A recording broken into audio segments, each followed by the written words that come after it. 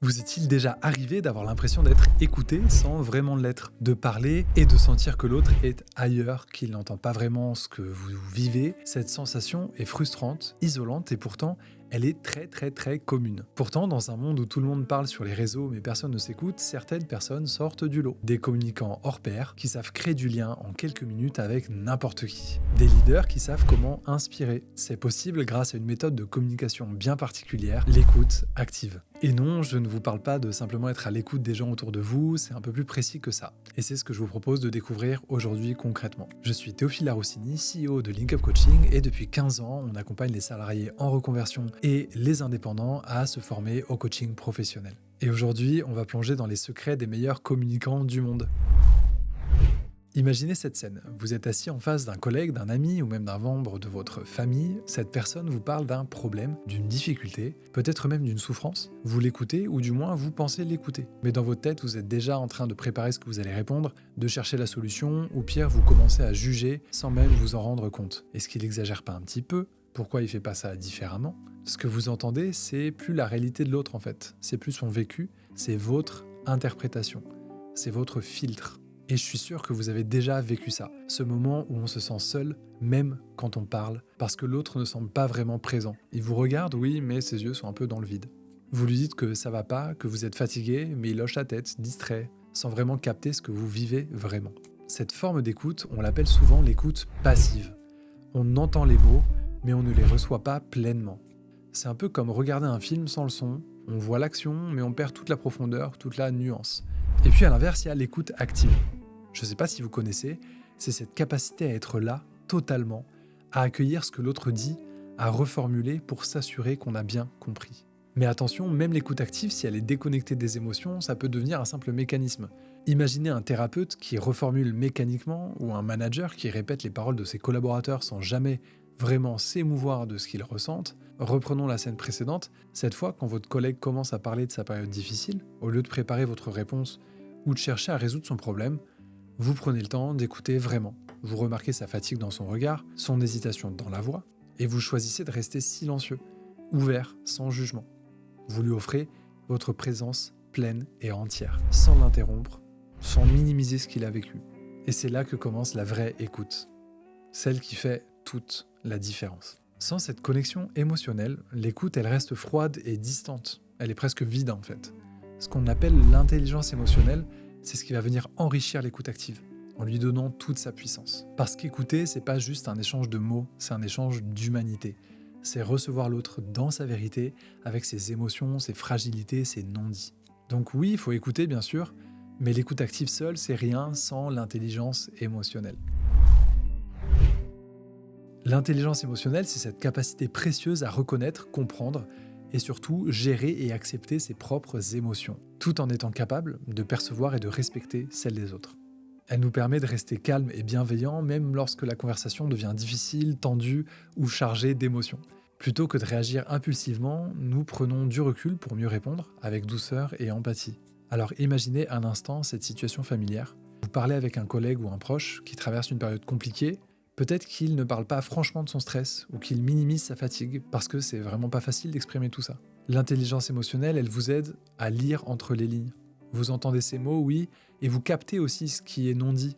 Ce poids, cette inquiétude qui se cache derrière chaque phrase. Dans la pratique, ça se traduit par 3 gestes, simples mais puissants.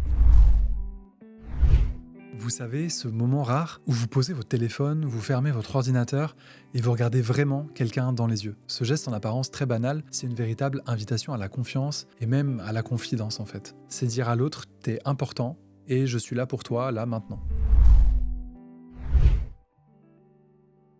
Là, je parle pas d'essayer de tout comprendre ou d'avoir des réponses immédiates bien sûr, mais surtout d'ouvrir la porte doucement, sans la claquer. Parfois, l'autre a besoin simplement d'un espace où ses émotions peuvent exister. Que ce soit de la colère, de la tristesse, de la peur ou de la fatigue. Et parfois, ça signifie aussi accueillir vos propres émotions, sans vous culpabiliser ou les repousser. Reformuler, c'est pas répéter mécaniquement ce que l'autre dit, mais c'est lui montrer que vous avez entendu, compris et ressenti son message. Par exemple, vous pouvez dire « Je vois que ce que tu me racontes te touche beaucoup. C'est important pour toi, non ? Vous pouvez aussi dire quelque chose comme « ça a l'air vraiment difficile en ce moment pour toi, est-ce que tu veux m'en parler un peu plus ?» Ces phrases, elles sont très simples, et si vous les dites avec sincérité, accompagnées d'un regard doux, d'un ton calme, elles peuvent transformer un échange froid ou tendu en un vrai moment de connexion et de confiance. Si vous pensez à vos propres conversations maintenant, vous vous rendrez compte que ce sont souvent ces petits gestes, une présence attentive, une reformulation bienveillante, qui vont ouvrir la porte à des dialogues vrais et profonds, et lorsque vous combinez l'écoute active et l'intelligence émotionnelle, vous allez créer un espace où l'autre peut enfin se sentir compris, respecté et en sécurité. Et ça, c'est précisément dans cet espace-là que naissent les relations les plus solides. Et maintenant que vous avez ces clés, comment on les utilise concrètement en fait? Dans le quotidien, au travail, à la maison, avec des amis, c'est ce qu'on va voir maintenant. Imaginez une scène très simple. Votre journée de travail se termine, vous êtes encore au bureau et un collègue passe la tête par la porte pour juste une minute. Votre collègue semble énervé et fatigué et il vous envoie plein d'informations à propos d'un projet qui se passe mal, vous êtes 100% dans le tunnel. C'est là que le combo écoute active et intelligence émotionnelle devient un redoutable super pouvoir relationnel. Voilà à quoi ça va ressembler concrètement.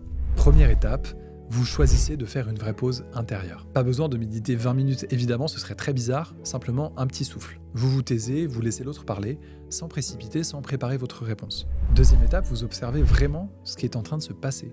Pas seulement les mots, mais la façon dont la voix se brise légèrement, le regard qui fuit, les épaules qui tombent, les mains qui se tendent. Ces micro-signaux qui disent souvent bien plus que n'importe quelle phrase ou quel mot. Troisième étape, vous reformulez doucement avec votre cœur autant qu'avec votre tête. Par exemple, j'entends que ton travail te pèse et que tu as besoin de mon aide. Qu'est-ce que tu attends de moi? T'aider à trouver des solutions ou simplement tu veux que je t'écoute? Rien de compliqué, rien d'impressionnant, mais cette simple posture change toute l'atmosphère. C'est comme si vous offriez à la relation un espace pour respirer, se déposer et se réaligner. Et croyez-moi, cet espace-là, nous les humains, on en a besoin autant que l'air qu'on respire. Alors voilà 3 habitudes simples mais puissantes que je vous invite à intégrer dès aujourd'hui pour développer l'écoute active et l'intelligence émotionnelle. Premièrement, quelques minutes de pleine conscience par jour. Pas besoin d'être expert, juste observer ce que vous ressentez. Plus vous savez reconnaître vos propres émotions, plus vous devenez capable de percevoir celles des autres. Deuxième habitude, une reformulation par jour. Choisissez une conversation quotidienne avec un proche, un collègue ou même votre enfant.